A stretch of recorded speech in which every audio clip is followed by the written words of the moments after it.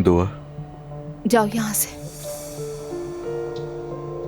Azlan, मैंने कहा जाओ यहाँ से। खुदा के लिए मत करो ऐसा। मैंने क्या किया है?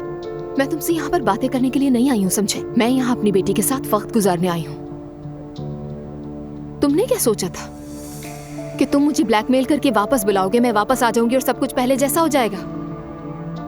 दुआ, हर वो चीज करने के लिए मैं तैयार हूँ जिससे सब कुछ पहले जैसा हो जाए। मैं कसम खा रहा हूँ। जरूरत नहीं। तुम खुद उस आग में जलोगी जो तुमने मेरे लिए लगाई है। ठीक है। अम्मी खाने पे तुम्हारा इंतजार करेंगे। ख्वाबों से बाहर निकल आओ और इस कमरे से भी।